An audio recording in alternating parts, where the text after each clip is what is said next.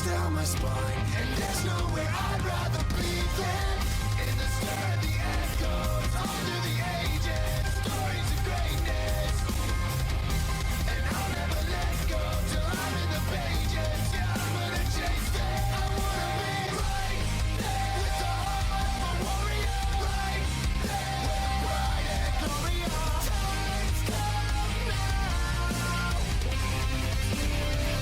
I wanna be right there in the mind of the fear, right there when the end is near and times come now. Bring me the fire, bring me the war, give me the ones I came for.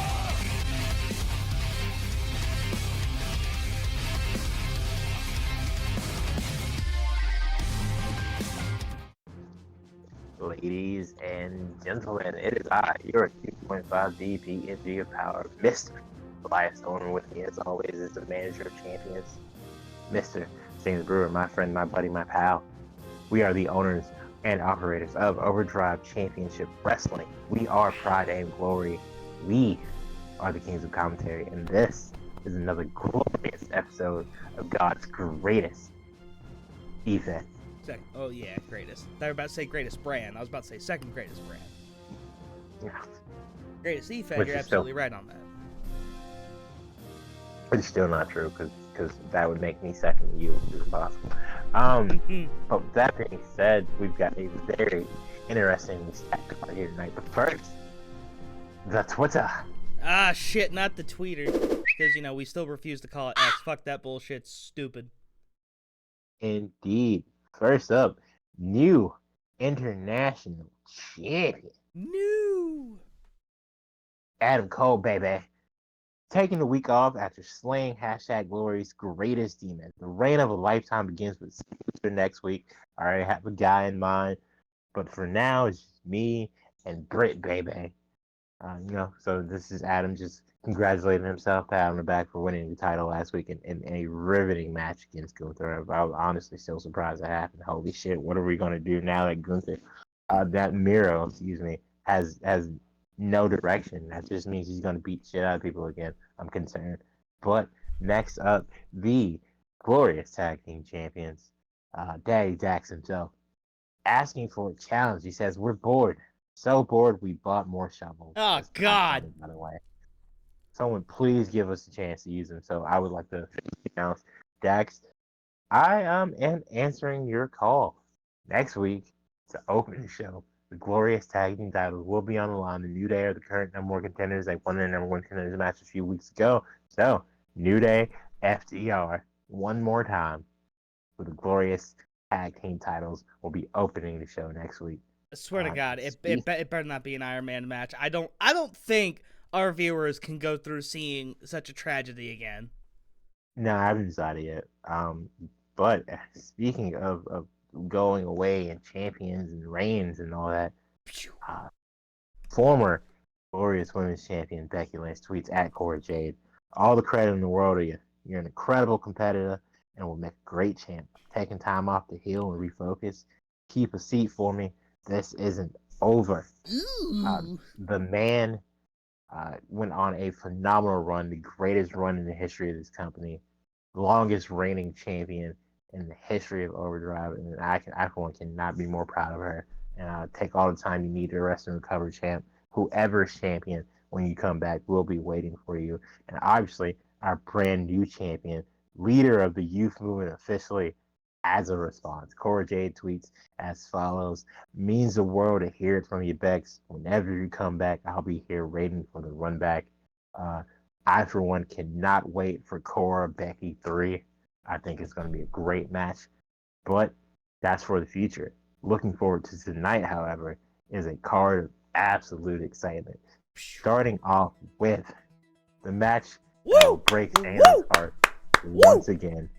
Edge, Eddie Kingston, Internet Showcase, International Rules. It'll be the rated R superstar against the Mad King himself.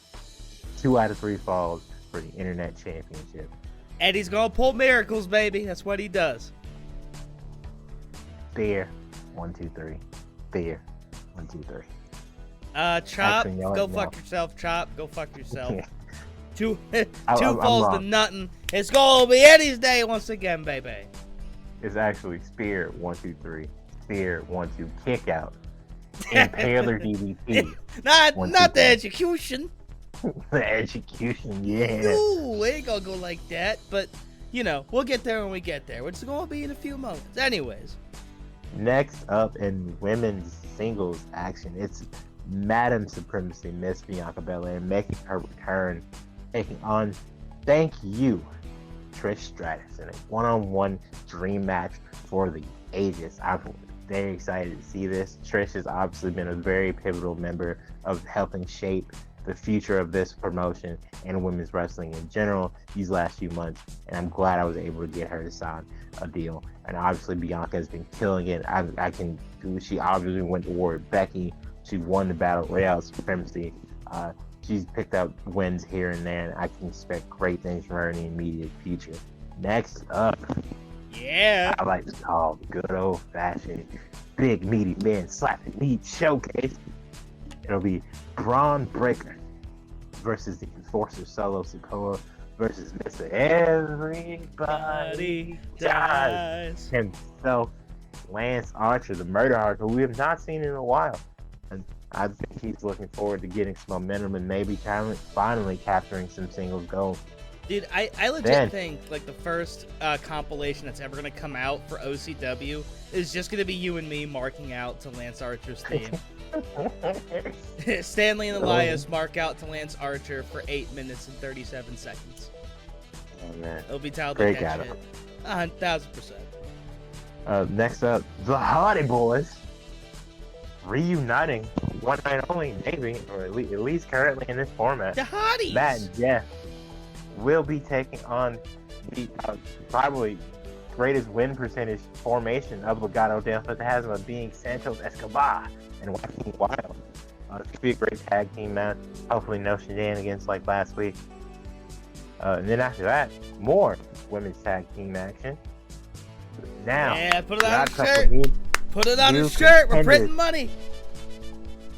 Toxic Attraction in the form of Mandy Rose and Gigi Dolan, who were able to pick up a win last week, will be taking on Buff Mami's Rhea Ripley and Jordan Grace. Big Mama Pump also picking up a win last week. So I was like, well, kind of obvious. Makes the match happen. So, winners will be taking on the Odd Couple, and a date to be determined. I, for one, expect this to be an absolutely amazing match, and I don't really have a favorite in this. I'm cool with either team winning. It's been, in my opinion, it's been Toxic Attraction's time for a while. Same thing with the player haters, but they just can't get over the hump. Hopefully, after a match like this is possible, but if not, Jordan and Rhea have been looking for gold for a while as well. So it'll be exciting to see. But this one I'm really proud of. In our main event, Dreams will be revisited because it's the Dreams Rebirth Overdrive #1 contenders match for the Openweight Championship. Daniel Bryan and Cody Rhodes is a match that has high marquee value, but Cody seems to be taking his time. He's in the lab. He's training. He's rebuilding himself. He's putting more bullets in the chamber. Hint, hint. Whoa. But for now, it will be Carmelo Hayes, Mustafa Ali, Chad Gable, and Xavier Woods, the 4 men who had the next most points outside of obviously AJ, who lost to Bryan already, and Cody Rhodes himself. Winner of this match is an Openweight Championship match in the main event next week. I'm very, very excited to see how this match goes. One thing I'm absolutely going to give you credit for, partner, is how you've been utilizing your roster over the past couple of weeks. And, quite honestly, I think Dream Rebirth is an excellent idea. I mean, I feel the Dream Open went about as good as you wanted it, if not better. And we saw a lot of great moments. Obviously, all 4 of those guys, great in their own right. But that was one of the strongest fields of competitors I think I've ever seen in a round robin like that. So I think giving them another chance, I think that's a good thing. Good on you. You do good deeds every now and again. You Burger King crown wearing blue suited guy.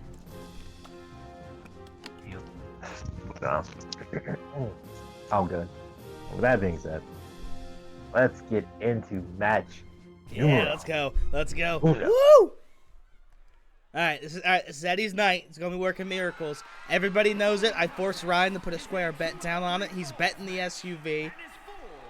But if we win, we get 2 SUVs.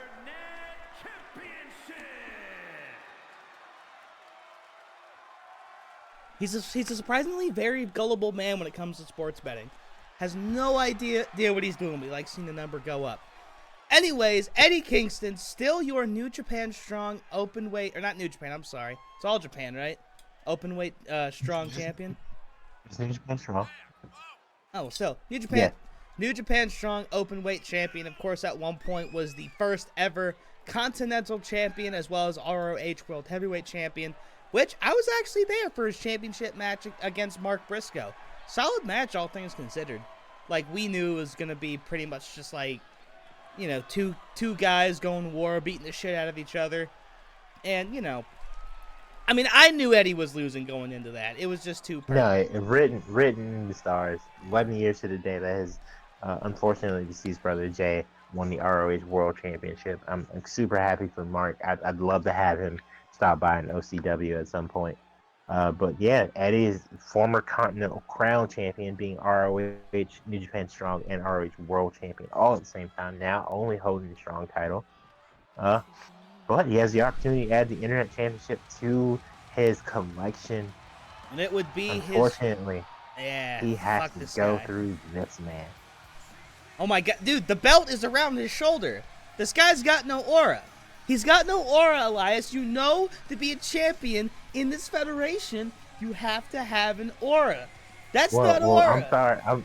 I'm sorry. Edge's shoulders are strong enough and big enough to actually encompass said belt on top of being a double champion. Unified. He's carrying not one but 2 Internet Championships. God, Remember that. so gross. I cursed the day Matt Cardona brought that 10-pound piece of paper into this fucking company. I love Matt Cardona for it because it led to a great match of Supremacy, which started off the burial that was the burial of Pride. Pride was officially buried, if I'm not mistaken. It was, no, 6-3? it wasn't buried. We were competitive the entire night. Hey, don't forget my world champion beat your world champion, all right? How many people have been able to pin your world champion? 2. One of them was Otis. Yeah. The other one was my champion, Seth M.F. Rollins. That is not a burial. Yeah, but like set. 6 people have pinned Seth Rollins. So I mean, like, that's cool. But, yeah. You know what? Cope all you want, but I will say, out of all of the losses during Supremacy that hurt me, it really was the Internet Championship that hurt me the most. That started off the night. It set a bad precedent. You know, it made everyone in the locker room, you know, not feel good, which led to anxiety, which led to cases of the yips. So, you know what? I blame Edge for all of our failure at Supremacy. And, oh, God damn it, the belt's floating off his shoulder. No! That's bad. The aura. He's supposed to have no aura. Because Eddie has all the aura. Incorrect, good sir. Look at it. Look at Edge being your unified Internet champion. Embrace it, Stan. All right, come on, Eddie. Please, Beat the shit out of this guy. Beat the shit out of this guy. Come on, you Yonkers motherfucker, you. Edge will never be seeing that title again. We'll be seeing that title. No, he fucking won't. Eddie's going to be seeing that later. He's going to be flipping both birds with the belt over his shoulder as he's walking out of this bitch. That's exactly what's happening here. Fuck you. Fuck Edge. Fuck Matt Cardona. Fuck the 10-pound pieces of paper. Internet Championship is coming home tonight. Right here, right now, 2-0. All right, let's go, Eddie. Let's start. Listen, I'm willing to play ball and do inside baseball with you. Eddie, what the fuck? I'm willing to, play ball and play inside baseball with you all day, but not when it comes to my Internet Championship. That was a staple of early Pride programming, and I am not going to let you keep it from me any longer. And there we go. There we go, Eddie. Yes, Eddie. Fly. Fly. You're not flying. Eddie, I said fly. Yeah! Eddie flew. Take out Edge. In case people didn't notice, I'm going to be an absolute mark this entire match. Eddie Kingston bringing it to Edge. I mean, we all know Eddie's a fighter, but he absolutely came out swinging, even though his first swing he completely whiffed. Oh, Edge countering. And so it begins. Oh, shit. Oh, shit! Oh, powerbomb. Ooh. I think Eddie's arm might have clipped the steps there. And that's his chopping arm. That ain't going to be good. Oh, fuck. And Eddie Edge goes... now back into the ring. Count of 5. Go ahead and take the count out. Wait a minute. Edge now. Now he's doing the U. Pointing at Eddie. Going for it. Doesn't get all of it, but gets it. And referee resets the count. I believe the side of Edge got the top of Eddie's head enough to bring him down. Oh, stiff shots by Edge here. But you have to wonder if Edge took any damage. Suplex into the hardest barricade. The only legal weapon in a disqualification-like match. I don't know. Words are hard. Oh, and there goes Kingston. Edge. Count 6. Edge absolutely playing games with Kingston now. What the hell? Fat Man did a kippa. He's back in. Eddie Kingston might be in the best shape of his life right here. I think I've only seen him do that one time. That might have been during his debut or maybe the night after. Oh, but good Lord. Of course, remember Edge this. stalking him. Oh, Eddie with the counter, though. Oh, tripping him up. Eddie now going for the first cover. Remember, this is international rules. 2 falls will get you a victory. And Edge out at 1. And Eddie, you're better than that. Oh. You see, what the fuck did I just say? Execution. Cover. And Eddie. 3. That's 1. Oh, god damn it. Power slam. Eddie now rolling out, and Eddie Kingston on the ropes, off to an early deficit. But remember, Eddie's a comeback kid. Oh, Jesus. Oh. Top rope. Tope con hilo. And that's something we've seen from Edge a lot since his return to OCW. We've seen Edge doing athletic moves like that, going over the top rope, or just jumping off the top rope in general. Edge has really been trying to turn back the clock during his run in OCW, doing stuff we haven't seen him really do consistently since he was a younger man with a different neck. And now going back to the top rope. Eddie, though, intercepting him. Something happened there. Didn't work. Axe handle. Open another counter by Eddie. Eddie, a wicked clothesline. And Eddie looks to be hulking up a little bit. Another clothesline. Eddie Kingston on fire now. Blocks the kick, trips him up. Eddie feeling it, but he's down a cover. He's got to be careful. He can't get caught sleeping, can't get caught celebrating. Was trying to go for the submission there. Edge gets up, though. Uh-oh. Edge now looking for oh no. Nah, he thought about it, but looking for that spear. I think he saw Eddie was getting up a little faster than anticipated. No. Oh, Eddie. Look behind you. Look behind you. New. There's the spear. Kick out, Eddie. Come on, please. 1. Please, goddammit. Yeah! Let's go. Kingston kicks out, but he's still down 1 and in trouble. Eddie never says die. Edge thought about going for another one. Oh, no, we're not. We're not doing this. Eddie, we're not doing this. Eddie, 1, Eddie, 2, God fucking 3. Damn it, Eddie. Drink it in, man. So that makes Edge's 6th successful title defense of the Internet Championship, which means he's officially already qualified to cash in for the United States Championship and is 4 wins away from qualifying for the Galactic Championship, because this is still the Internet Championship. Unified lineage, which also makes him the greatest Internet champion of all time with 6 successful defenses in one reign. How do you feel, Stanley? Well, number 1, I call cap to that, but hard-fought match by both men. Eddie You disappointed me, but I still love you. I'm not going to treat you like all the WWE marks treat you, and even some of the AEW ones. But Edge, fuck that guy. He's a good wrestler, and now I'm pissed. Yeah. Greatest internet champion in our company's history.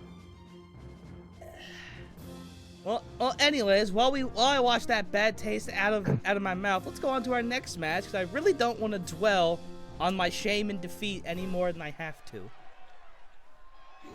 Also, I think Ryan just lost the car.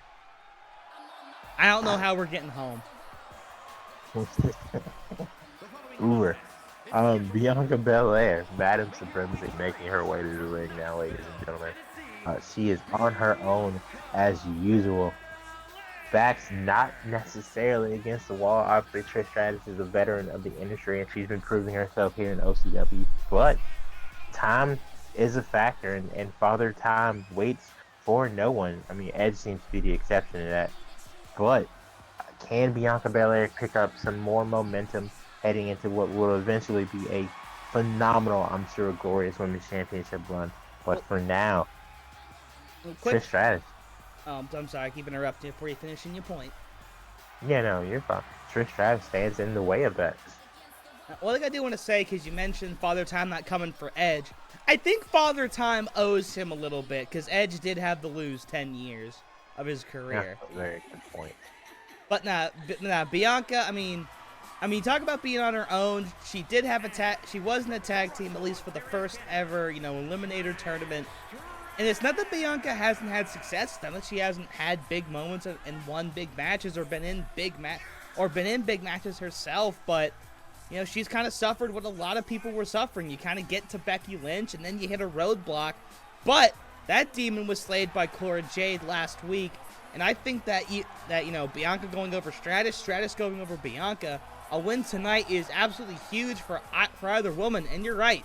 Trish Stratus is an absolute legend, has legend status, and it is awesome to have people like her and Mickie James here in OCW. But I think, for this match right now, I think Bianca needs it more.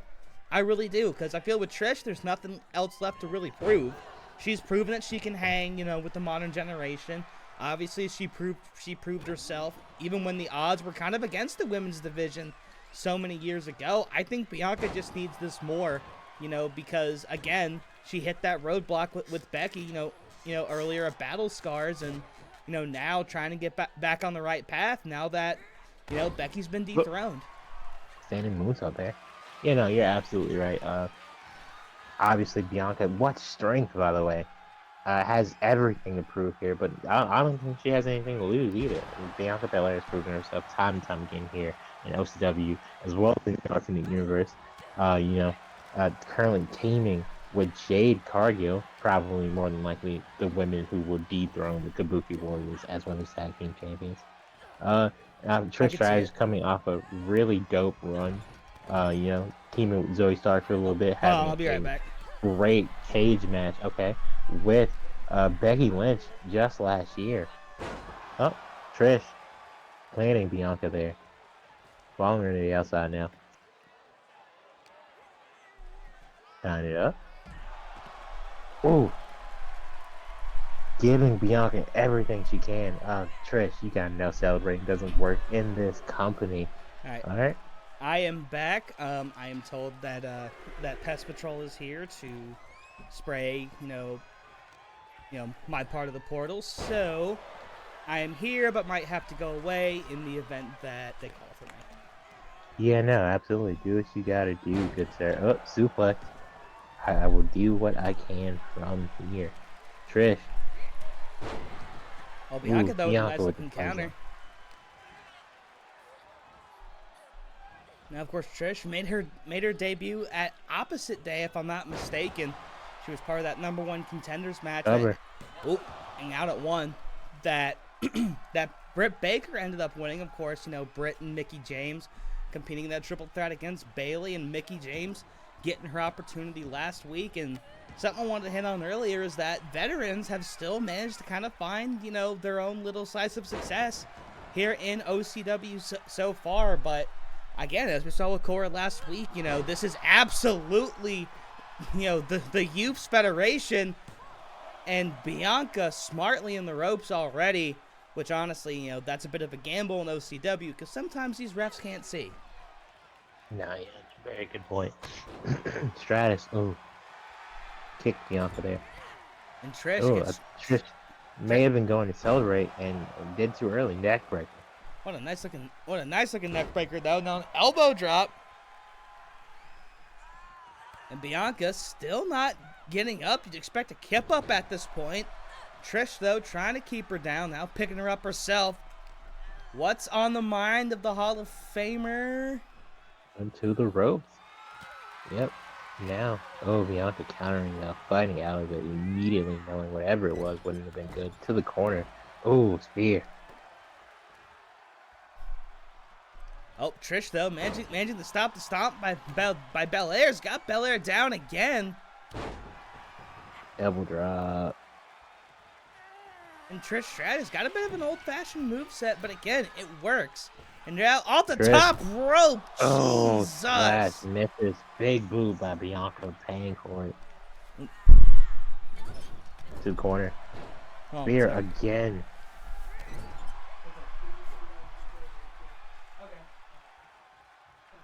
Bianca walking around carrying Trish. Oh, backbreaker. And there's another one. Cover. One. Kick out. Nowhere near enough. Stanley deals with pass control for the arena. His side reporter now. Oh, KOD. No, counter. Trish saving herself. Knew she was in trouble there. But again, the celebrating. Not a good idea. Kick to the gut. Powerbomb. Oh no. Oh, instead following. Bianca picks up Trish. Overhead press. And drops her. Ooh, that's gotta hurt the face of the legend. Standing moonsault. Bianca bouncing off the rope. And, oh, Princess Splash does not connect. Knees up. Stratus. Hush whip. Drop down. Leapfrog. And oh.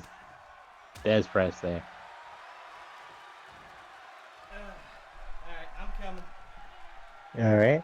Stratus. Dragging her to the ropes. Grapple maneuver. Bianca strong as shit. Oh, Stratisfaction. Oh, Jesus. Stratisfaction connects. Middle of the ring, right below the C. I see a one. I see a two. Ooh, I don't see a three. Bianca kicks out. That shows the tenacity of Madam Supremacy here. Kick to the back.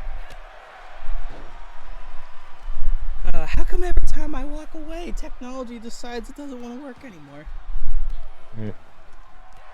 Good question. When you walk away, hear you say, fix the camera.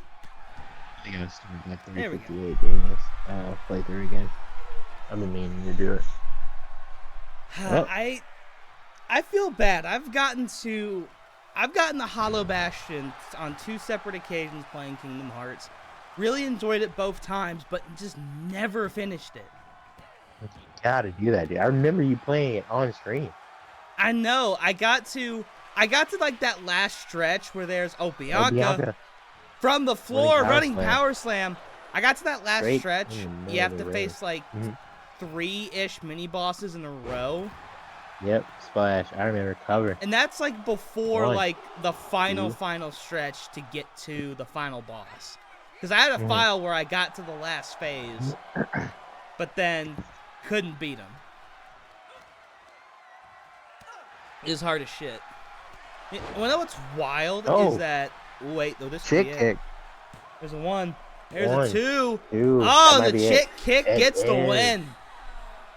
Shout out Trish Stratus. Matter of fact, thank you, Trish, for again showing your OCW Universe Galaxy Nebula. What it's all about. The Nebula. And Trish Stratus, a great victory. I believe this is her first inside of an OCW ring. And again, showing that a veteran presence, you know, is needed here within OCW. Great win for the Hall of Famer. And Bianca Belair, once again, kind of sent back to square one.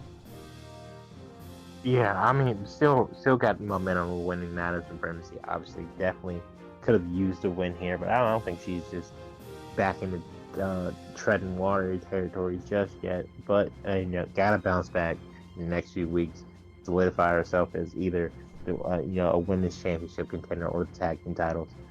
But for now, 3 guys looking to move up in the rankings for all the championships available to the men. Now that I think about it, there are a lot of men's championships. Do you think we should introduce a cross-brand women's mid-card title? I mean, I 1000% think, whether it's cross-brand or we both have one, we just need another women's title in general. I mean, because the tag title is a cross-brand, I think we should do a women's mid-card belt. Lance Arthur, Ryan, I know you're shaking up that you lost the van, but we'll get you a new one.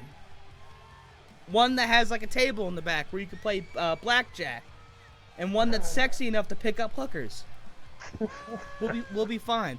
But nah, I mean, I think we gotta have TVs in the back. but nah, you're right. I do definitely think that the women's division deserves a mid-card belt because I mean, both of us have tried to feature women's wrestling as heavily as it's good because women's wrestling can be as good, if not sometimes better than the men. Like, and there's just so many talented women here within OCW with how much we're showcasing them. I agree. I definitely think we need a women's mid-card belt. Get with me after this. We'll talk details. Yeah, we'll talk to the people and our belt guide, and we'll see. Maybe throw a tournament, cross-brand promotion type shit. Lance Archer has some very impressive wins here in OCW. Obviously, taking Roman Reigns to his limit, but coming up short, defeating Miro in that Monster Brawl match. He's competing in Battle Royales. He's on toe-to-toe with Santos Escobar. Yeah, no, Lance Archer's been one of the workhorses of this company for sure, but he just hasn't been able to pick up the right wins, the ones to launch him in the direction he needs to. That's something that can kind of be said here for Solo Sikoa, somebody whose OCW tenure started off, as such a disaster, literally getting jobbed out to Cody 2 matches in a row, one of those being a contender spot for the Overdrive World Heavyweight Championship. And while the Bloodline did have their blood feud with the New Day way back when, it's really been tough going for Solo. But as of late, I think we've definitely seen a more unleashed side of him, and hopefully he can bring that intensity tonight. Because obviously, there's a lot, and I mean a lot, of tender cut meat inside of this ring. Well, obviously Solo, the Usos, and Roman, showing up in the last 2 weeks leading up to Supremacy, picking up major wins, and then obviously securing the final dub for the company as a collective. Obviously, great match at War Games, ended kind of short, but that was supposed to Bloodline picked up the win. Yeah, Bloodline did pick up the win, and that's major motivation and momentum for Solo. Braun Breaker, obviously newly signed here, competed in the Battle Royale for Sir Supremacy, came up just a bit short, being the last man eliminated by Hangman Page. All these guys have a lot of good going for them right now, and I'm very curious to see who comes out top in this match, because maybe they're in Adam Cole's future, or Okada's, or even Bryan's. Very real possibility. But I mean, the one thing we do know is that there's going to be a lot of meat, going to be a lot of slapping, a lot of meaty men slapping meat in this match, and when that happens, well, I mean, everybody wins. I win, you win, the Nebula wins. Everybody wins here, even if there's going to be 2 losers at the end of the day. So let's just, enjoy it. Immediately. And Solo eating time, And Lance, probably butthurt over his loss to Roman Reigns, immediately going after Solo. And Lance going a little old school here. Tightrope walking, takes down the street champ. And then Braun immediately takes advantage. But Solo immediately back on his feet. Fed in the Lance, and Now go for the cover. There's a 1. There's a 2, and almost a victory for Bron Breakker right out the gate. You know, Braun being smart, almost stealing one by taking out the leg of Lance Archer there. Solo now. And this Exciting. showcase is a triple threat, not three-way dance, so just 1 pinfall for the win, but no disqualifications, which is why Braun has the kendo stick. Indeed. Oh, Archer going back for OCW. See, if that were me, I would immediately hit Braun. If I were Braun, I'd hit Lance Archer in the face while he's doing old school. Nah, Braun was mesmerized. That's vintage Archer right there. Oh, what the hell? What a belly-to-belly suplex there. And not even covering him, covering Solo. 1, Solo out early. That was a cold maneuver by Bron Breakker, and Solo is not happy.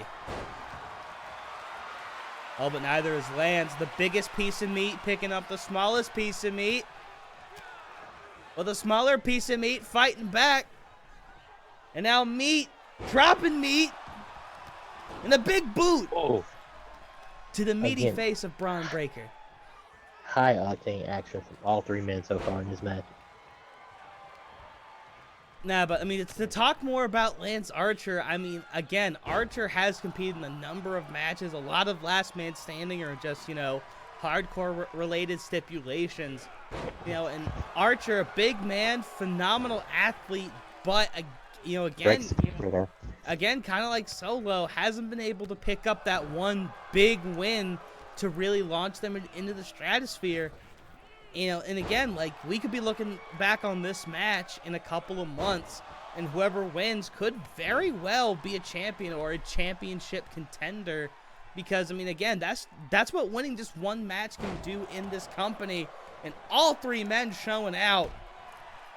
Bron Breakker showcasing the strength, but Solo Sikoa has taken spear! But Solo's taken a lot of punishment in this match. And then, I mean, case in point right there, just got rocked by Archer. To the corner, Archer sends Breakker. Oh. Kendo stick in hand now. Ow. Ah, Jesus. Oh, shit. Okay, he whipped. Oh, and taken down. A nice shoulder tackle. Bron Breakker feeling it. Breakker on a roll. But Solo trying to get his own roll. Spinning chop. And now trying to go blow for blow with Archer. Solo trying to match up the kicks to the leg. Are we thinking double maneuver here? Nah, Archer shut that shit down immediately. Breakker overhead. Oh, what a German. Folding him in half there. I mean, that's the great thing about being a piece of meat. No matter what size you are, you have hella strength. And right Breakker. now, oh, Jesus. Stalking Solo. Oh, power slam. Yes, Yep. but Archer already there to break it up. Right there. Braun thought he could get cheeky. Archer said no. And now both men going after the Murder Hawk monster. And the monster not having it, and he fed Solo in the Braun. Oh my goodness. Oh, what a chokeslam there. Picking it up and putting it back down like ain't no thing. Both these men feeling Archer's wrath. 1, 2. Oh, Archer had that and he knew it. Bron Breakker barely in time to make the save, but still made it. And Solo probably again, gonna be out of this for a little bit. the body strength of Bron Breakker being able to throw Archer like that with ease. Now cranking the neck. Now a moonsault. Oh, and breaking the kendo stick. But Solo's back. Solo is back. Does he have a spike in him? No, throwing him over the broken half of the kendo stick. That might have cut him.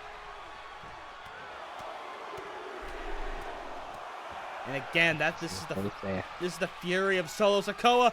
But a choke slam. Both men are down. And that's it. Solo took out Breakker. Massive win there. And Archer takes out Solo. You are right, my friend. Massive win for the Murder Hawk in the meat showcase. The Murder Hawk meathead might have just gotten that momentous victory that he has searched for. And goddamn, those tattoos are sweet. Every champion should be on notice from this point forward. Lance Archer is a man with momentum. It's a shame we didn't get to see he and Miro run it back for the belt. Indeed. I know they But, faced each maybe other in the future. I know they faced each other before he won the championship, but damn, Yeah, I in want the to see them Monsters run Brawl. it back. Well, maybe if Lance beats Adam Cole in the future, or Miro gets his re. Who knows? But for now, the Hardys, yes with a Z, will be taking on Legado del Fantasma in what I expect to be a hard-hitting offline affair. Ladies and gentlemen, you're welcome. And you're welcome for me loaning you Matt Hardy for the night. You know, he and Awakening haven't really been on TV since the ending of Faction Frenzy, and Matt probably trying to recollect himself, going back to familiar territory, tagging with his brother. Legado, however, they've had a very interesting trajectory here in OCW. As a tag team, not much cooking. Did have a pinfall victory over former tag team champions, the Creed brothers, but couldn't win the run back. However, in Legado, I mean, one of them was already, you know, internet champion for like, you know, a week. Santos Escobar got to compete in the Dream Open, did not perform as well as he wanted to, didn't perform well at all for that fact. But with the New Day getting their championship opportunity next week, you have to wonder if one of these two teams is possibly in the running for a tag title run. I know Santos would love more than anything to get some gold back around his fantastic waist. Indeed. Legado del Fantasma obviously has had up and downs the entire time. They've been here in OCW, but they are a pivotal part of the building blocks that was the first few months of this company. And for that, they'll always have my love and respect. And I definitely see Santos Escobar being international champion eventually. And believe it or not, we actually still couldn't get the Hardys theme song somehow, but we did name them Da Hardys because their name has to be slightly different for every promotion. But anyways, I'm going to do the theme song right quick. I think it goes like do do do do do do do do do do do do. And then like the guitar like kicks in like I don't know. They used it on an episode of they used it on an episode of fucking Top Gear one time. It's just royalty-free music. That's probably the smartest thing they ever did, honestly. Oh, 1000%, because they can use it like literally anywhere. Now, of course, Matt Hardy, as of late, has taken the Martin brothers under his wing, forming Awakening. Awakening coming off a very, very, tough Faction Frenzy. And right now, Matt, again, back in familiar territory with his brother Jeff. And we talk about Edge turning back the clock. Jeff has, been on a different level here in OCW. Been working part-time, but, he is a legend, so that is a contract that he absolutely deserves. And don't forget, Edge was part of the first ever International Championship match in company history. He was in the Elite Company with Cedric T. Alexander and Mustafa Ali, and he even got a pinfall in that match. So, and wild. Yeah, Jeff Hardy was definitely an early part of the International Championship. I'm sure he's looking to probably get that opportunity again, but for now, teaming with his brother Matt one more time. And of course, Matt and Jeff faced off in the run-up to Supremacy, Brotherhood Supremacy. If I'm not mistaken, Matt got the win there, but, Indeed. When his brand lost, but, good for him. Brothers fight, but eventually, brothers do make up, and Matt and Jeff, as you said, for the very least, one more time, trying to run it back as the Hardys. Now, I can't remember if we talked about it on air, but can you retell the time that you thought Enzo and Cass were going to win the tag titles and then the Hardys showed up? Going into fucking, what was it, Mania 30? It was 34. Yeah, Mania 34. There's a ladder match, and it's Enzo and Cass, the Bar, and what the fuck? Who was it? The Dudleys, I think. They might have been back around that time. That was when they did like that kind of one last run ish with WWE.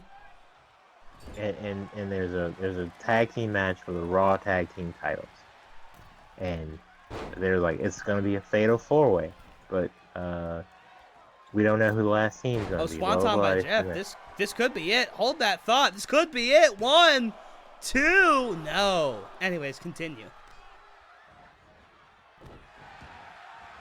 Was it Mania? No, it couldn't have been Mania 34. Was it 33? It was. I think it was Mania 33 because 34 was the Bludgeon Brothers. Yeah, Matt Hardy won the Dre at 34 because they'd already been back a year. It had to be 33. Yeah, because New Day were the host. Okay. Oh, That's 34. what it Yeah, is. 34 was New Orleans again. That's what it was. Yeah, so oh no, that's who it was. It was the OC. So originally it's the OC versus the Bar versus Enzo and Cass. I'm like, well, they're the only baby faces in the match. They have to win, right? Because the OC were the tag champs. I'm like, well, clearly this is Enzo and Cass's match. And then New Day show up and they're like, by the way, this isn't a triple threat. This is a fatal 4-way. Up, covered by Santos. 1, 2, Good. kick out. Hardy's still in this, right? And so I'm like, all right, cool. New Day comes out. I'm like, New Day adding themselves in the match? I mean, it's been a while since they've been tag champs. That'd be cool to see, but I mean, I don't really need it. I'm like, this is a fatal 4-way now. And I wonder who's going to be in the match. Woo! Woo! Ooh. And I'm like, wait, the Hardys are free agents, but they literally just had an ROH match like not even 2 days ago. That was a No big way it's the Mania Hardys, weekend. right? I was like, no way it's the Hardys, right? I mean, I heard rumors, but nah, they wouldn't do this here, right? And then that I just see New Day point. I'm like, oh no, it's not New Day. And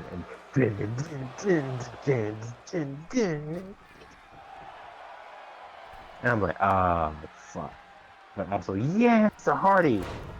But then, oh Super fuck. excited. Matt and Jeff are back, and then I was like, wait, oh fuck, Enzo and Cass are losing. Yeah. And then they just proceed to have like a banger return match, and like every team in this match is a solid team at the time anyway, because it's like the Bar, it's the OC who were killing it like in Impact and like in fucking New Japan before that. I Yeah, was the like, Good so yeah, Brothers. it's the Good Brothers, right? Yeah, no. And then fucking Jeff just suicides off the ladder again. I'm like, oh, maybe they're not winning. And then Matt climbs the ladder, takes the title down, new Raw Tag Team Champion. I'm like, yes, the Hardys are back in champions, but also, fuck, this was Enzo and Cass's match. I just, in my heart of hearts, I was like, Enzo and Cass gonna be Raw Tag Team Champions. It's gonna be fucking lit. NXT call up finally getting used properly. Nope, didn't happen. Like And then they broke them up. and Like that was 4 around months the later. time that they did the whole like they did their catchphrases without the microphones, right? They were red. They were so red hot, bro. It was disgusting how red hot they were. Yes, they teamed with John Cena on pay-per-view. It was a whole thing. Like they were the future of the tag team, and then politics happened, and then Kaz got the domestic disputes with Carmella, and like he ended up getting fired like right after they broke up. They turned Kaz heel, right? Because Kaz was like, like it. This is when the Universal Championship was introduced, right? So Uh-huh. Kaz goes after the Universal title, doesn't win it, starts to be like, Enzo, you're jealous, you're holding me back, blah blah blah, this and that. I'm more than a catchphrase. Turn heel. So then they're like, well, we don't have anything for Enzo to do. He's kind of fucking annoying, and people don't like him. So we'll give him the 205 live. Yeah. Nobody gives a fuck about 205 live. And then Enzo makes 205 Live interesting because he's just shitting on really good wrestlers, and he's not a really good wrestler, but he's the champion because He's they're not a like, really well, good wrestler. we'll punish Enzo by making him champion of a brand that we don't give a fuck about, even though like everybody else is a really good fucking wrestler, and so we'll just like all your peers hate you, and so Enzo's like a 2-time cruiserweight champion. He's beefing like Neville and fucking Cedric and Ho Ho Boom and fucking like Gentleman Jack Gallagher and shit, right? I'm like, oh, cool. Twist of fate, by the way. Yeah. Because this is the Hardy's fault. We're in this situation. Cover 1. Joaquin Wild not Nah, getting high any time. key. 2, This has kicked out been by Santos. this match has had some incredible offensive sequences. And I'm just like, all right, cool. And then Enzo gets the grape allegation. proven false. The woman admitted she lied later, in fact, but obviously WWE has to take stuff seriously. He gets fired or suspended, and then he ends up getting fired because he's like, "Well, y'all aren't treating me right," and the whole thing. And then he gets probably banned for life because of the Survivor Series. Somebody tried to take over the show, and then security kicked him out. But real one, aka Enzo, shit. Yeah, Enzio is doing well Enzio. for himself now. Last time I saw him, he was doing stuff with New Japan. No, which he's is working. Wild to think about. Yeah, he's in MLW. So I think he's killing the game right done. now. I think he's done a couple NWA dates too. Probably. I know the last super big match he had was for the MLW World Championship. Didn't win it obviously. But yeah, in my mind, I was like, Enzo Cass are the next big thing in tag division. They're winning the Raw Tag Team title. They're made in 37. It's gonna be so cool. Count of 7, by the way. Count of 8. Count of 8. Hardy and Jeff Wild going at it. Back in. Oh, kicked his gut. And dropping him. Him. And it could be time for that extreme combination. Tagging the mat. And Matt. Oh, what a headbutt. And hangs on there. for another one. Headbutt again. Oh, Matt Hardy. The 3, however you say enemies in Spanish. Now Hardy, a DDT from Wild's knees. Do I know that? I don't know. I'm not Where's you. Amigo? Oh, and Matt, a little punched. I think Wild might be busted open here. We could be reaching the apex. Oh, what a Opposition DDT. is like... Opposition is like opposition. So The I don't 3 know. opposition. Now Hardy, what's he looking for? Looking for that leg it's drop. Enemigo. Yeah, it's just Enemigo. Enemigo. The 3 Enemigo. Uh-oh. Looking for a second batch of 3 Enemigos. Uno, dos, and tres. Oh, Wild says, fuck you. The kip up already. Hardy goes, wee. And now Wild's got an opening. Trying to take advantage, and now here comes Santos. And this could be a huge turning point. Santos is very fresh right now. Up, okay. Matt dragging Santos to the corner. Extreme combination, maybe? Maybe so. At the very least, possibly. Okay, nope. No. Punch to the gut. Random tag team maneuver school, even though they're brothers. Russian leg sweep. I was about to say poetry in motion, but that was writing in action. Now off the ropes. Oh, Jeff misses a punch, but wait a second. DDT. Strong DDT there. And Jeff came into this match with his shirt off, so he can't strip it off to a swanton. They did hit one earlier, but Wild ended up kicking out at 2. And since then, it's been back and forth, and now regular tag team maneuver school. Santos got a lot of height on that. Well, actually, are the Hardys a legally recognized team in OCW? I know usually you have to set stuff like that up with paperwork. Oh yeah, they're called Da Hardys, D-A and then Hardys. Yeah, they're official. So okay, I just wanted to double check. So poetry in motion and extreme combination are set as their finishers for legal reasons, right? Well, extreme combination is set as a finisher. I didn't set anything else. Okay. But yes, extreme combination is their team finisher. But Hardy. now Jeff, this is vintage Hardy. Oh, no, it's not. It's not whispering in the wind. No, it is vintage Hardy. Oh, yeah, because he does do a standing swanton. I forgot. Oh wait, trying to get rid of Wild, doing the smart thing. That's the veteran instincts. Instead, running for the cover. It was a distraction. 1, 2. Oh, the distraction does not work. But Jeff, he's gonna do it again for a second time. Hardy. Oh, swanton to a standing opponent. That was always cool, but it didn't always look the best. This time. This could be. Oh, he didn't hit him hard enough. 1. Didn't hit him hard enough. Jeff thought he had it. Matt's supposed to come in and just drop kick you or whatever. Oh. Well, sometimes Matt can be a little broken. What a kick by Hardy. Now Oh, springboard drop kick, but he misses. Misses. Santos has an opportunity now. And Ooh, only going suplex. for the singular, amigo. Possibly a shout out to his one friend in this match, Joaquin Wild, in a leg drop of his own. These two teams trading off moves, and I mean, quite honestly, you kind of look at this. A while. This is a generational matchup. Obviously, Santos, I was gonna say, I know it. Tasma, their own legacy to live, own legacy to build, going up against one of the greatest tag teams to ever exist in the Hardys.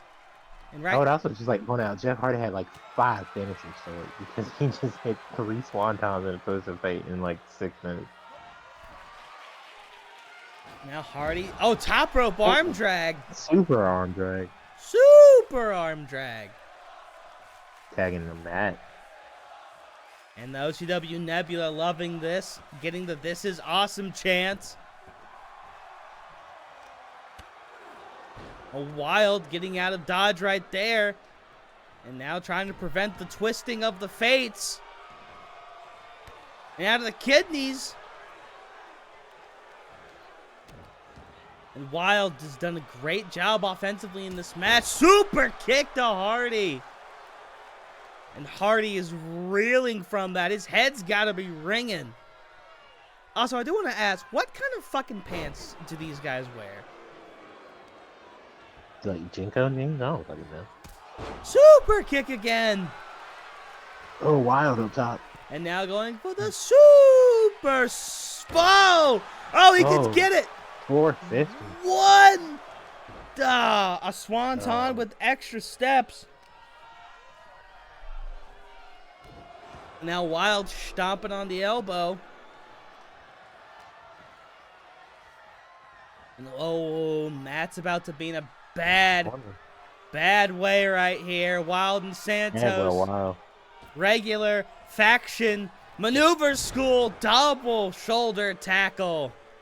Haven't seen that before. Leg drop.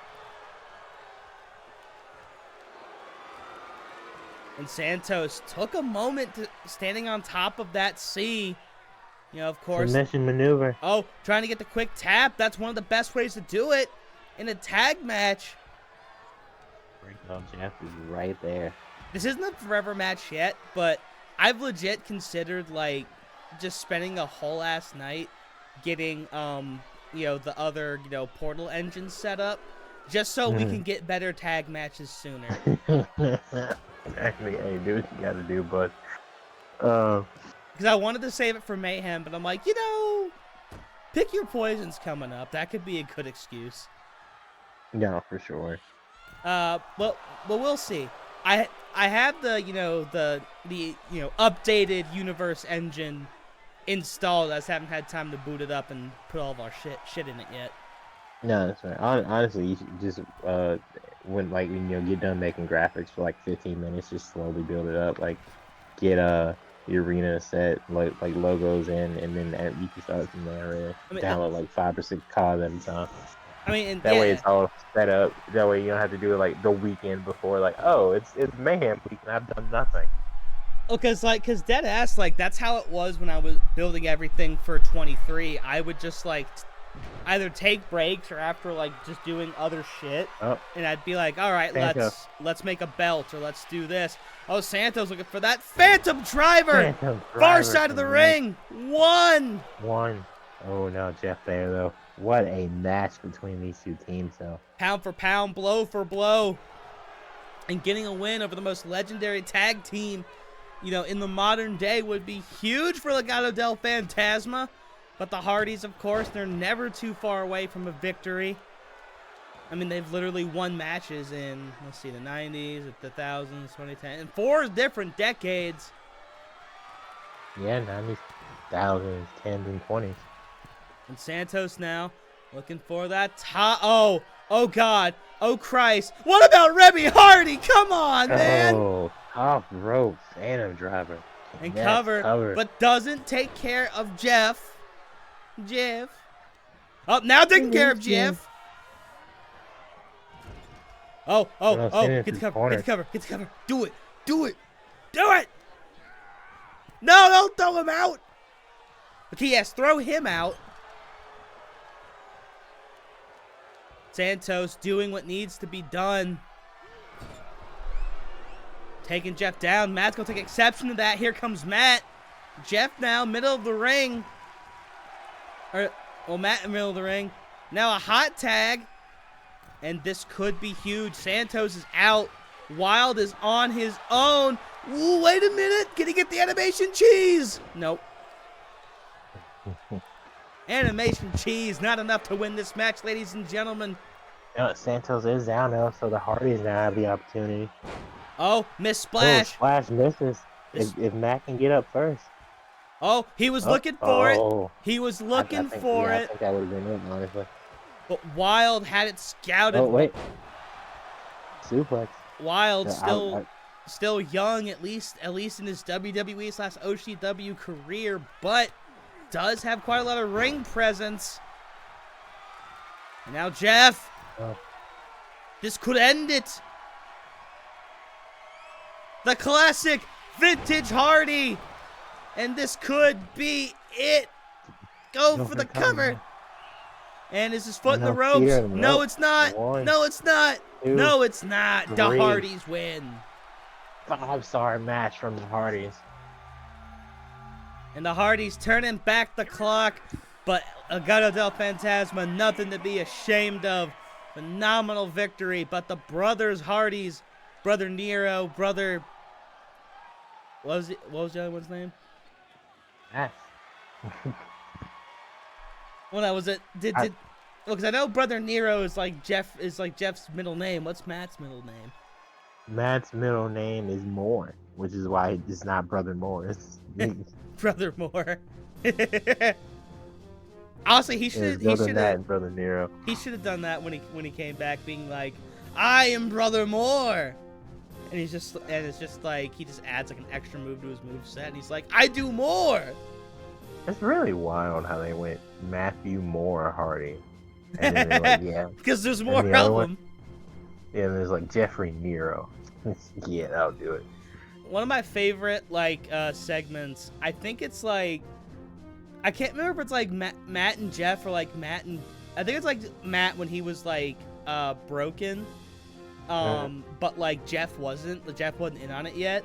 And Matt just like shows up and he's like, Brother Nero. And like Jeff starts talking to him in the broken voice. And they have a whole ass conversation. And then like he turns back around to whoever the fuck he was with. And they were like, what the fuck was that about? And he's like, oh, I don't know. He was broken Matt because they can't use the broken gimmick. And so they just changed the letter. And he was teaming with fucking Bray. Yeah, I think Jeff was talking to like Ricochet or something. He was like, Brother Nero, and they have a full fucking combo, and then Jeff like, yeah, so anyway. I love that Hardy compound match simply for Matt being like, chair of wheels or mower of lawns? Chair of wheels? And then he slowly gets on the lawnmower and revs it up. By that time, Bray's like, alright, no, fuck this, and knocks him off of it. Either that or he gets out the way and Jeff just runs into the door, or Matt runs into the door very slowly. I want to watch that match again.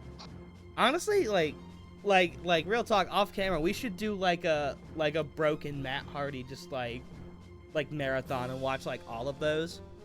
Oh god. But anyways. But for now, women's #1 contender tag team action. I'm going for the mommies on this one, man. I'm telling you, we are about to print money. Big money style. Speaking of big money style, this is the group that's made their money and then some. Team of Mandy Rose, JC Jane, Gigi Dolan, Toxic Attraction. A huge victory last week on Glory. And now a chance to finally get a rematch against the Odd Couple. On the way to the ring, accompanied by JC. Indeed, Toxic Attraction, JC being the manager this time. Honestly, the combination of Mandy and Gigi has been working for well for them. Obviously, they'll more than likely defend the titles under the Freebird rule. That is their right. But it's nice to see the group actually making an entrance as a collective for once. Now, if only everybody else in the company could do that. Well, they finally nailed it down last week, and I do want to say, the Freebird rule is like one of my favorite, just like little kind of like rules in all of wrestling, because it's just like got a group of 3, yeah, any 2 of them can defend it, like whatever. Was that something that they brought in because of the New Day, or is that just something New Day took the most advantage of? Well, yeah, realistically, yeah. I mean, I feel like if I remember correctly, Freebird, obviously the fabulous Freebirds, right, who the New Day inducted, were like the main contributors to that. But I feel like they brought it back like once before, like casually. But yeah, obviously New Day, the main contributor of that in the modern era for WWE at least, and obviously the Undisputed Era took advantage of that as well in NXT. But yeah, the New Day kind of repopularized the Freebird rule for like modern wrestling from a main stage fan point. Obviously, on the Indies, we've seen plenty of stables and teams do that, especially in Japan. But yeah, Well, speaking of teams, here comes the newest team in OCW, another team that I named and will print money, the Buff Mommies, who also saw a huge victory in action last week, their first matchup as a team, and this is Jordan Grace's like second or third, actually her third different tag team. She teamed with Becky, kind of in the middle of their feud. She teamed with Bianca for a match, and now teaming with Rhea, but this one so far seeming to work out. And we're gonna get Jordan and Mandy to start things off. DDT.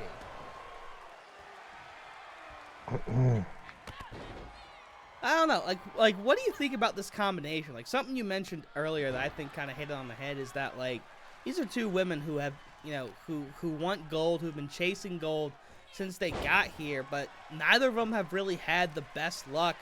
Of course, Jordan was the first one to challenge Becky Lynch in what seemed like the forever reign.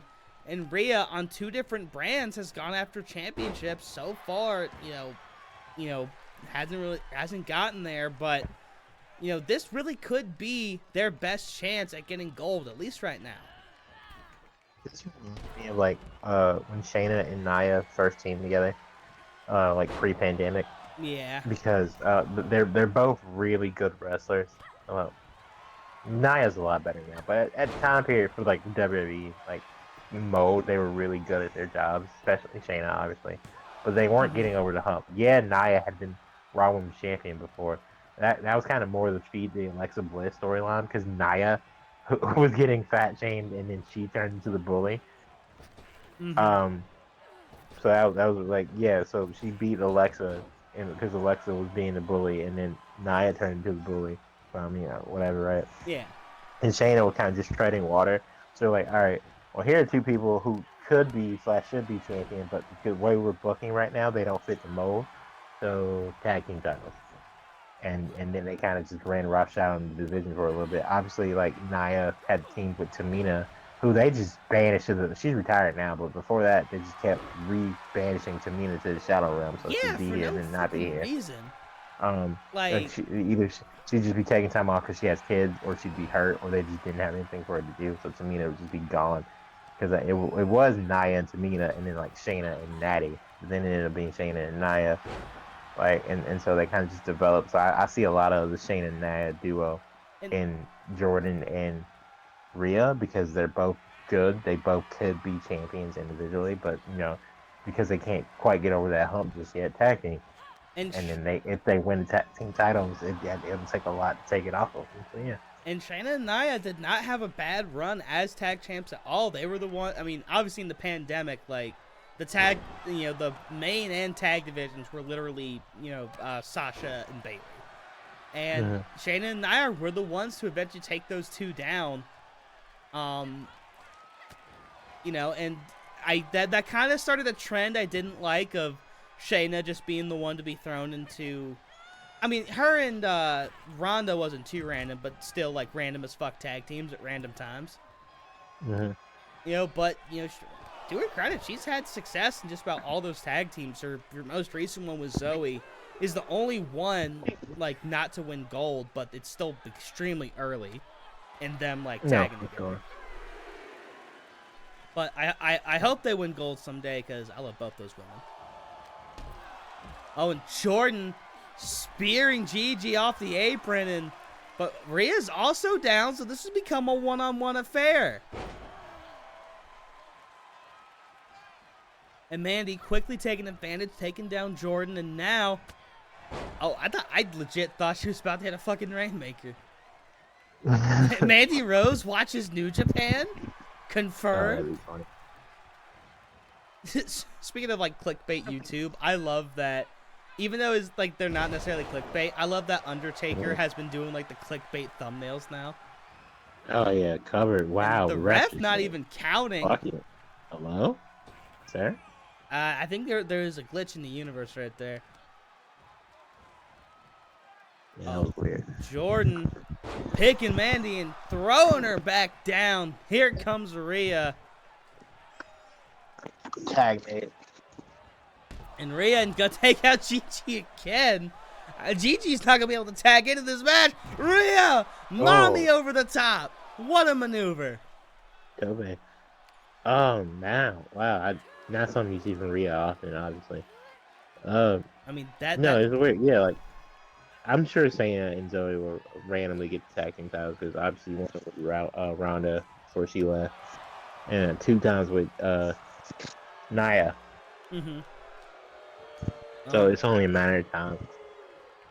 And Mandy crawling back, and it looks like Rhea is just gonna No! Rhea baited her into a sense of security, and now is gonna take advantage. Gigi Dolan has not seen action in this match. Mandy slow to her feet. Jordan's gotta hurry. Oh, nope. Mandy instead just wants the tag, and uh-oh. This could be the end. Ouchie, Oh, Grace ouch. driver. But doesn't get the win with Grace. Instead, Gigi there to break it right up. Rhea, though, Oh, man, wanting to take care of finally business. tagging out. And now here comes Gigi, fresh in this match, but she was speared off the apron 2 times. You have to wonder if she's taken any major damage so far. So far, it doesn't look like it. Gigi, of course, very recently being part of that past, present, and future match. Future is very bright for Gigi, but could also be very bright for her squadron in Toxic Attraction. And that is a lot of muscle to alley-oop. Now going for the cover. A 1 and a 2.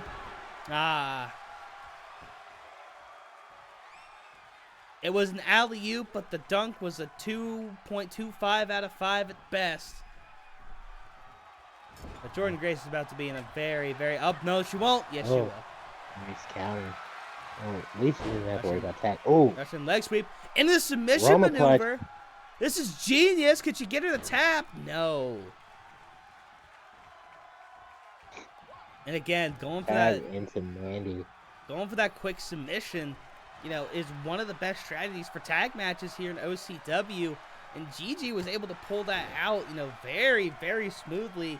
So, I mean, you know with that being part of her moveset, Gigi's very dangerous. If I'm Jordan and Rhea, I beat up on Mandy more because obviously she's been in the match longer. And, well, okay. That strategy has already become moot because here comes Gigi. Jack in the one there. Grace still down. And slow to get to her feet. Gigi gonna build that finisher meter a little bit. Ooh, pulling it face there. Boy, going for a cover. Quick cover, and not even a 1. I mean, you can tell. Saying not on her watch, absolutely. You can tell how much this means to Rhea. You know, I don't really know how chummy these two are in the locker room or you know, outside of all of this, but I mean, you can tell that both of them are motivated by that quest for gold, that quest for success. And hey, and sometimes that's enough. Just having a common goal is enough to get you on the same page. And oh my goodness, random tag team mommy school. Let's go.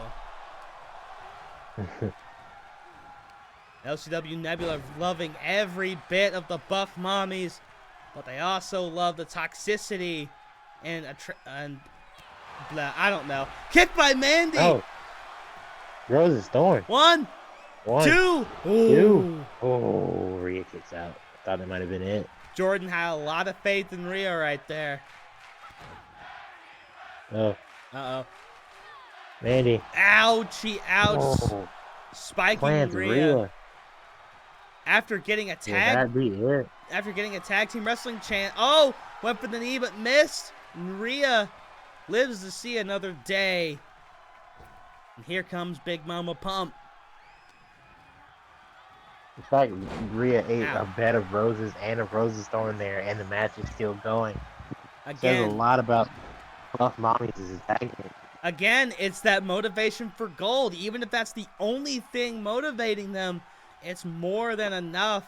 Buff Mami's hanging in there. Oh, Lord, what an overhead German by Rhea. suplex. Crowd feeling this one. Now Rhea building up that finisher meter. Turn around. When will we see Riptide? Not yet.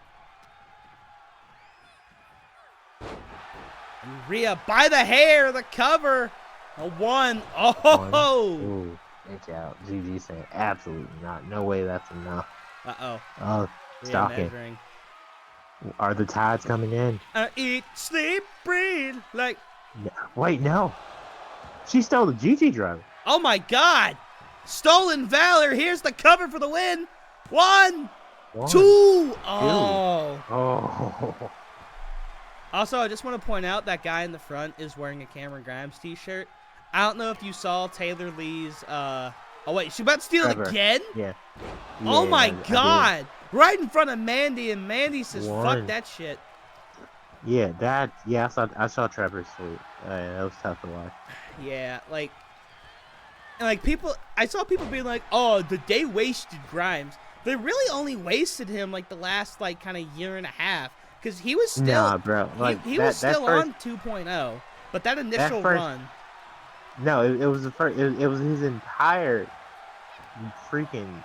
NXT run. Like, his pandemic run No. was great. Yeah, the NXT run was great. It was the entire fucking WWE main roster run. They didn't do shit with it. Exactly. Road break. That's why I said kind of the last, like, year and a half. Because he was on main, I think, full-time starting, like, last year. He was on main 2 years. He would go down to 2.0 randomly, but he was on main 2 years. They didn't do anything. Like, once he lost the North American title, he got called up. But it's like, the problem is that, like, Cameron Grimes was very much like a character, like wrestler. Like, good wrestler, yes, but like if you're doing something with him, like, you need to make sure that character is prominently featured, because that it's just such a huge part of who he was. And Rio trying to go up. Mandy trying to stop her, but whipping some punches. What a drop kick by Rhea. But nah, it's absolutely heartbreaking. But, like, I hope that he has, like, production people he can work with. Because I want to see just more, just, like, Cameron Grimes. Like the shit with him and LA Knight was really funny. And the shit with Ted DiBiase. Like, I want to see more of that. Like, he just can go to a random promotion and then just fuck with, like, all the competitors. And, oh, wait, JC producing a chair. But nah, and the ref having to get rid of it. But nah, I think he's going to be fine. I think, because, like, Mustafa said, like, you know, hey, like, we got a seat for you, so. Yeah, no, I mean, he was an Impact first. He's got a lot of connections. He had a lot of people giving him well wishes. I think he'll be good. No, I absolutely.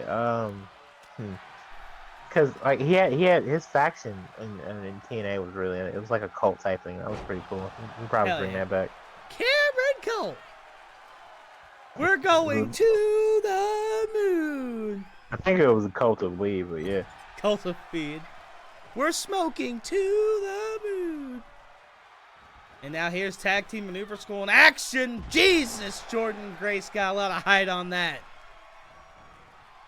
In another tag team match, another banger tag team match. Neither team willing to give. And Gigi thought about the tag and let Jordan get to the ropes. And Gigi freezing up. I would too in this situation. Oh Lord. Nah, she was just waiting. Gigi going now. Oh,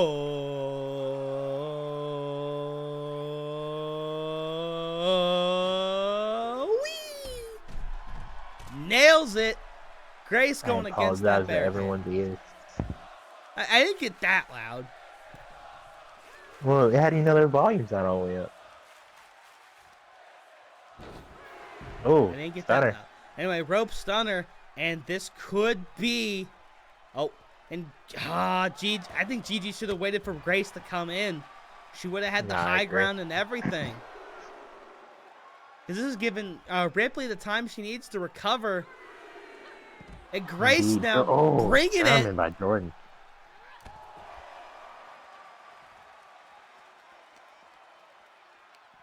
And maybe Jordan trying to overpower Gigi for a count-out victory. Count of 5. Oh, I think that's exactly what she's doing, using those powerful legs. Uh-oh. No. Keep her out there. Keep her out there. There you go, against the barricade.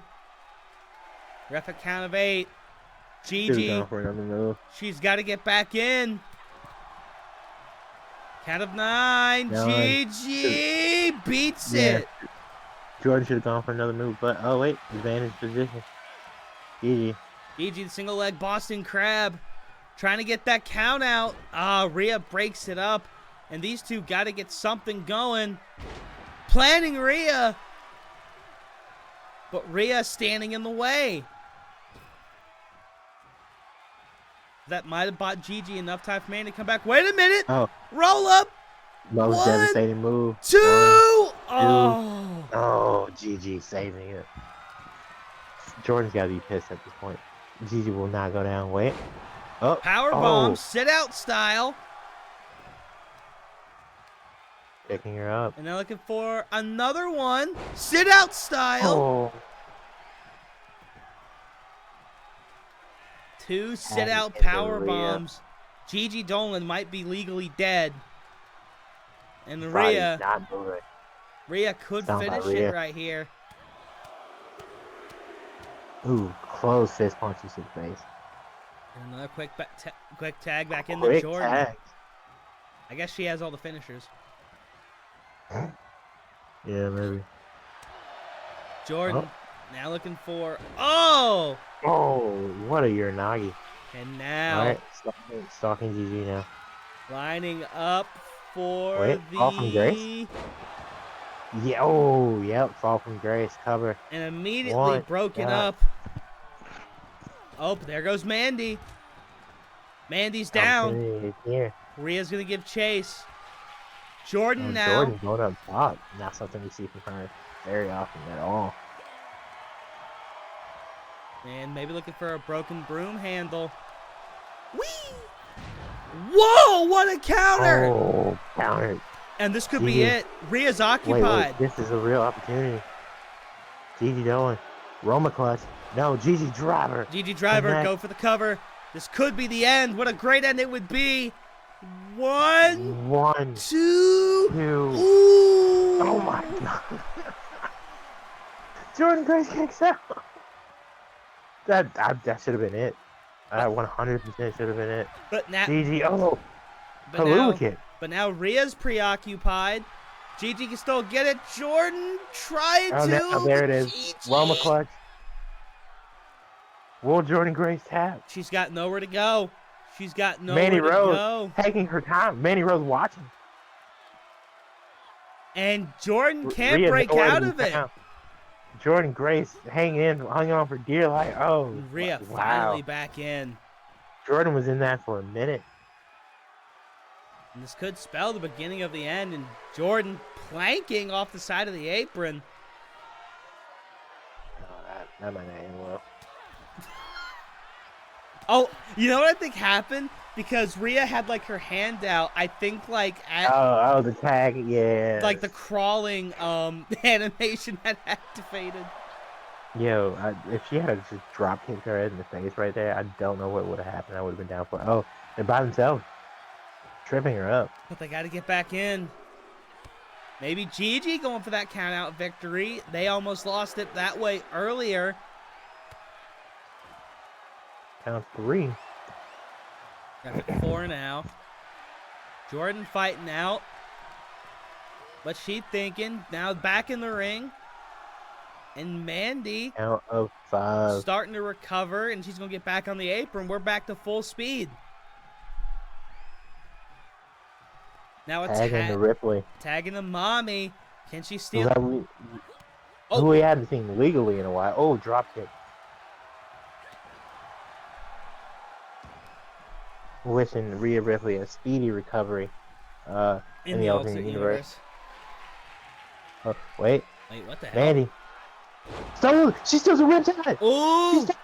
Referee doesn't know how to get into position. And Jordan tying it up now. Oh, No. Mandy unsmartly throwing Rhea out of the ring. And Jordan and Gigi tying it up. Now, Mandy, you got to get her back in the ring. But maybe trying to build that finisher meter with the taunts. Honestly, this may be the best version of Toxic Attraction we've seen in OCW. But Who Rhea, would have thought making JC the manager was what it took? and Rhea resetting the count, saying she's not done. Oh, wait, now maybe looking for that count out. No, instead over the top. There it is. Second time, same spot too. Taking her out with that senton. Now Rhea stomping to face. Now into the ring, Mandy goes. Rhea going for the cover. Jordan trying to protect. Too late. Gigi flying in. Something's got to give here. This is kind of starting to get into forever match territory. Oh, you would be the expert on that. Oh, Mandy rolling out of the ring. You know, yeah, I am the expert on that, and this is forever match territory. I just need another 5-star match. Inflated 5. And another one by Rhea. No, it's not inflated yet. If it goes like 3 more minutes, it's inflated. But this definitely might end up being one of the longest women's tag matches in company history. Neither team able to have It's a good match, though. No, for Like, sure. this has been super back and forth compared to some of the other tag matches where one team's clearly winning, but the other team just happens to always break the count. I think I don't know who's winning this, honestly. Oh, wait. Rhea. Submission locked in. Jen do this often, but it's necessary. Oh, quickly shaken off. The resiliency of Mandy Rose is literally what just happened, 100%. I think Mandy's the only one to like hit like their actual finisher. No, like hit like no, her actual. Gigi's hit the Gigi driver. Okay, yeah. Mandy has hit the Riptide, the Rose's Thorn, and Better Roses. Jordan Grace has hit the Grace driver. Everybody's hit their finisher at least once.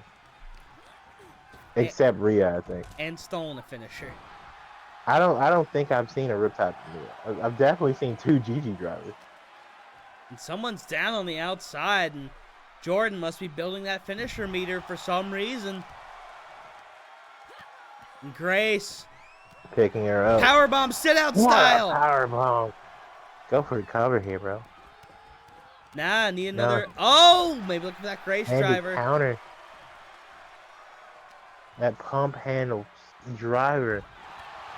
Know it. Oh, down goes Grace. Down goes Grace. Here's the cover. Rose's Thorn connects. 1, 2. Oh, Rhea makes the save. She came flying in. She knew it was over. Gosh, that's my back. Holy shit. And the alley-oop. Trying to get the animation cheese. 1, 2. Rhea actually just followed the rules there. That would have still been a breakup in 24.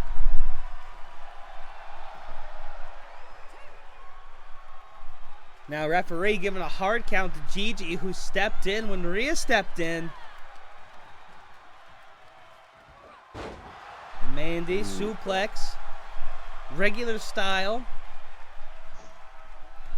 Jordan with the tag. Back into Rhea. But Rhea's gonna be all alone, and this might be it. That's it. Rose is throwing out of nowhere. That's it. 1, 3. 3. What a match by Toxic Attraction. Your new #1 contender. It's been a long time coming, but Toxic Attraction once again on the doorstep, on the precipice of the women's tag titles. I mean, honestly, And man, Mandy the looks like she's combination seen of some Mandy, shit. the combination of Mandy Gigi might be what gets Toxic Attraction over the hump. Finally. Do you see Mandy? She looks like she was having She was post just over the Otis match, bro. flashbacks. She's tired. She's just like, finally. Oh, She had what? POSD, post Yeah. Otis disorder. You want to know what's wild? What? This might be the first time in company history where we have 3 5-star matches back to back. Wait, what was the meat match 5 stars? No, both tag matches were 5 stars, and then this is the main event, which Oh, is probably shit. going to get 5 stars. Well, congratulations to Toxic Attraction for the victory, and they'll get the next crack at the Odd Couple. But just you wait, We're cooking something up on Pride, something that you'll never see coming, something that you'll never believe. Yeah, maybe, probably, but yeah. The most original. Oh my god, it's a Blind Bandit 3 where the losers will once again lose to the Odd Couple. Listen, it Or was such Toxic an original idea, I had to do it 3 times. That's just the long and short Oh, of this it. one.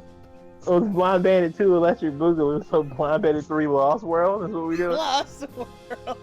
No. We gotta be more original than that. Blind Bandit Trinity. We should absolutely do it like that. Get out my commentary, Jesse. And then when we get to the 4th one, it'll be when we get to the 4th one. When we get to the 4th one, we'll start doing Jason Bourne titles. We'll do Blind Bandit Legacy, and then Blind Bandit Ultimatum will be like the last one. No, and then we just start doing Mission Impossible. Blind Bandit Fallout. Bandit Ghost. and the only teams in it are the teams that haven't been teams in like 10 years. and then eventually, it's like the Bellas. And the Divas of Doom is Beth Phoenix and Natalia. And then eventually we start using James Bond titles when we run out of Mission Impossible. Blind Bandit Skyfall. Look at the beautiful people, so it's just Velvet Sky and Angelina Long. Well, as we're laughing, Carmelo Hayes just made his entrance. Of course, he is him. He will most likely be drafted to a brand in the upcoming draft, which is, as the time of recording this, fuck yeah. One more run for them. And now here comes the bringer of the light, X Division champion. X Division champion, the president himself, Mr. Mustafa Ali. Of course, making a world tour stop here in OCW, specifically here at the Trojan Wrestling Arena, home of Overdrive Glory. And we talked about Hardy earlier. Mustafa Ali, an early, figurehead of international champion contender. Yeah, if it wasn't for him, the division wouldn't be where it's at right now. That triple threat match truly set the standard. Yeah, absolutely, 1000%. And Ali,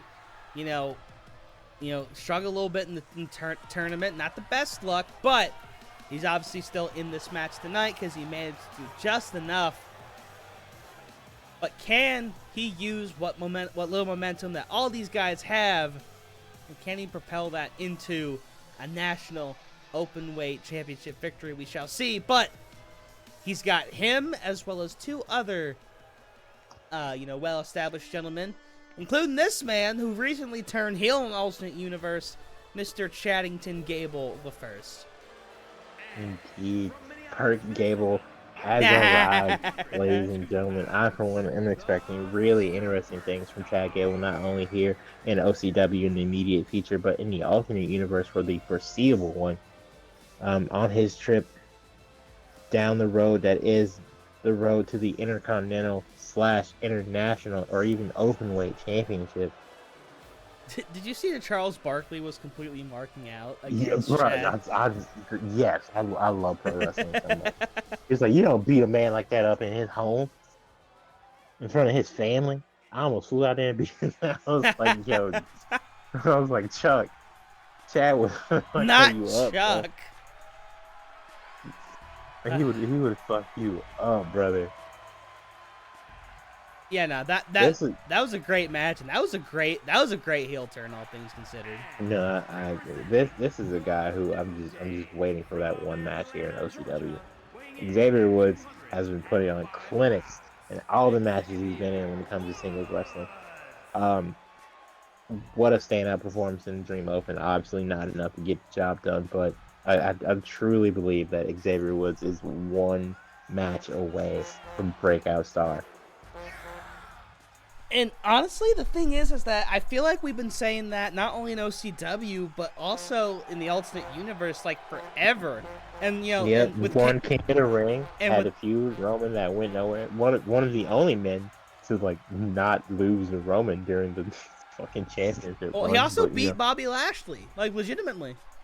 yeah, and then they had a Hell in a Cell match and he got fucking buried And then they did the on same. a random episode of Raw. Yeah, it was like they still had the cell. So it was like, hey, Kofi, we're gonna beat the dog shit out of you for like 15 minutes.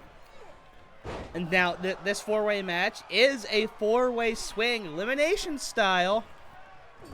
I love that we made like three-way dance and like in I guess four-way the same concept. I love that we made that shit a thing. Like I Yeah, I don't four understand. ways. I don't understand like why Boy, three-way dance isn't like use more I'm sure because it's an indies use it. ECW thing. Yeah, it's an ECW thing. It's just an elimination match. But yeah, WWE is like, no, we'll have gauntlet matches instead. Super kick, a mellow there. But three-way dances are cool. Yeah, I agree, but WWE doesn't want to give other people credit. They'd have to acknowledge that ECW is a thing. So instead, they have gauntlet matches, or they have fucking elimination fatal four-way tag matches. So it's there, except it's just they just don't do the singles matches. They do the tag matches. That's just dumb.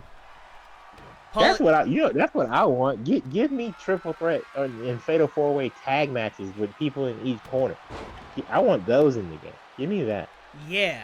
Because I remember, like, if we wanted to do, like, 8 teams, we would have to do, like, tornado tag. Oh, it has to be a tornado tag or a ladder match. No, yeah, and give me that's a dumb. traditional four-way tags. Well, not traditional four-way tags. Yeah, give me what y'all been doing on TV the last 4 or 5 years. Give me a fatal four-way tag team match where you can tag in anybody. Like, I heard that they've barely updated Universe Mode this year. Yeah, I heard that too. Honestly, I feel like for 2K25, that needs to be the thing that they, like, really focus in on. Yeah, I think all their effort went into GM mode and just fixing tag team wrestling. Yeah. Which, fair. But, like, now that yeah. GM mode is, like, really expanded, and I guess, well, I don't know if I want to say fixed, but, like, now it looked good. I've been watching people play GM. I watch, obviously, Parts Unknown play. I watch Woods and Breeze play. It looks good. But like now that like GM mode's good and they've seemed to have figured out like how to do like good My Rises or yeah, My Rise this year was insane. Like now that those two are kind of like obviously you have to do a new My Rise each year, but now that you kind of have GM mode in a good place, put some more effort in the Universe mode next year. Yeah, bring back creative story. That's all I want. All you got. Yeah, yes. I promise you.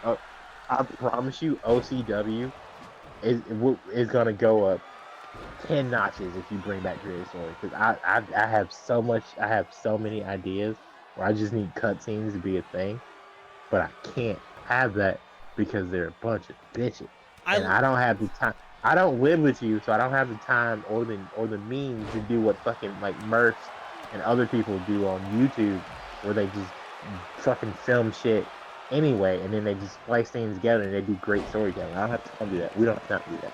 Put creative story back in the fucking game. I love how all of those old stories are pretty much being preserved through like old NL videos. The best one is the chocolate drop. Wait, Where Woods almost eliminated. Where it's just Mark Henry dropping from on top of the Tron. There's the best story ever. Woods package. which is just John Okay. Cena's dead. Like he's in a coffin and Vince is like, yes, John Cena's dead. This is the greatest day ever. It's 45 seconds. Yeah. Why is everybody ganging up on Wood, bro? I feel like this is racist. Mello, Maybe it's because he has the best YouTube following and they want his subscribers. Winner of this match gets control of up, up, down, down. Yeah. Instead of left, right, like say Ali wins, he creates the down, up, down, up. Oh man, yeah, without the arrows. Oh no, but with arrows. Yeah, down, up, but with arrows. Like, Yeah. Fucking 2K. Oh, dude.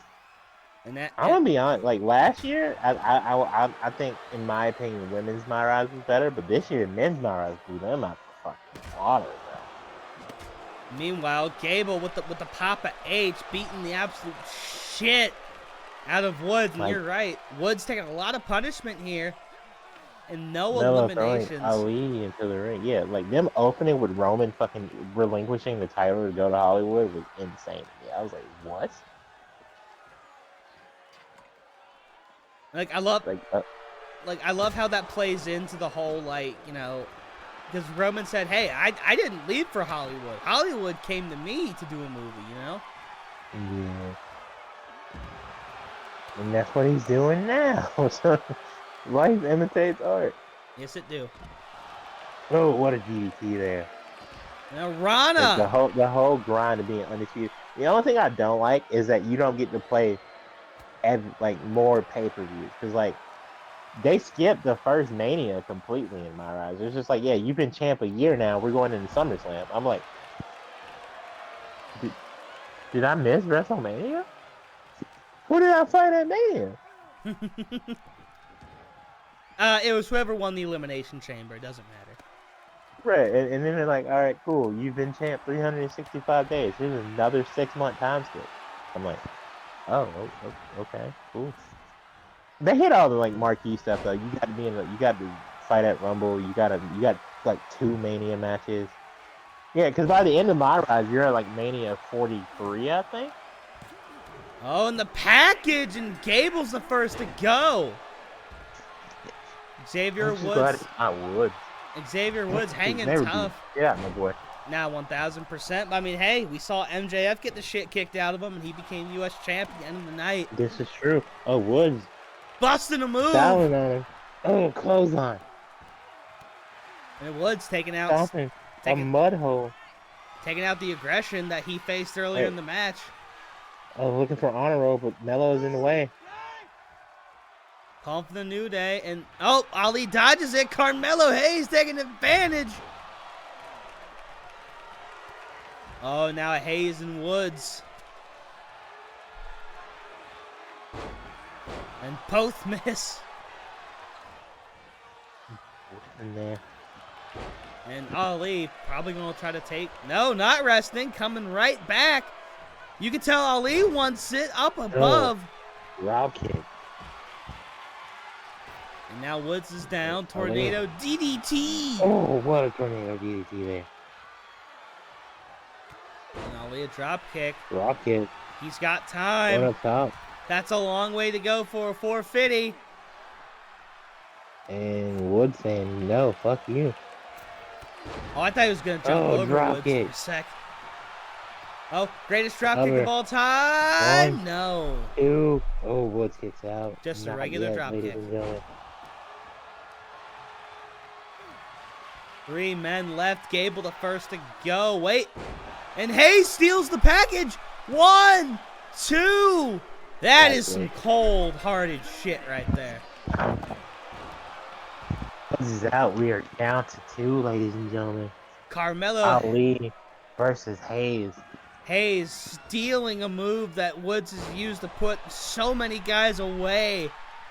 And wasting no time going for the weapons. Oh, he got... Oh, no.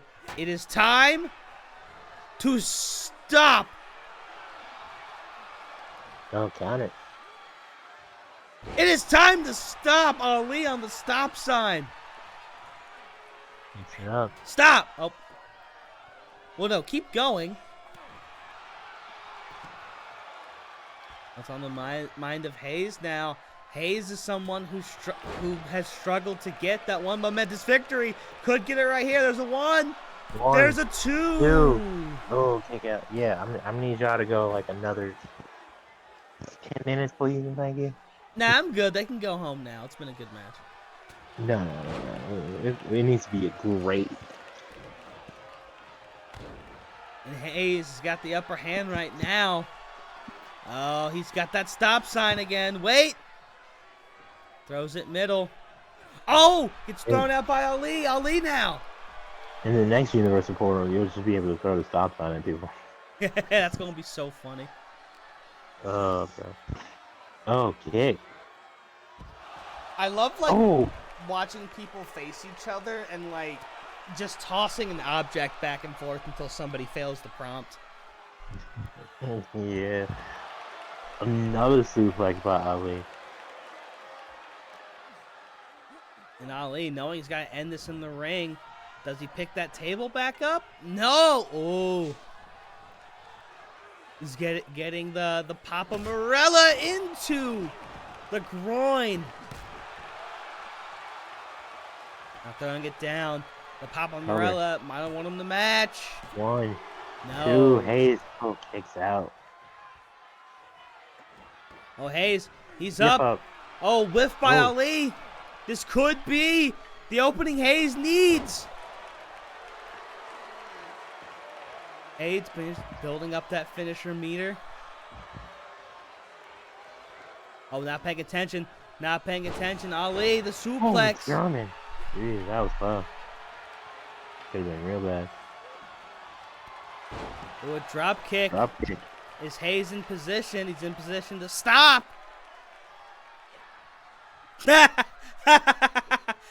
Oh my God, no. No, Ali, no.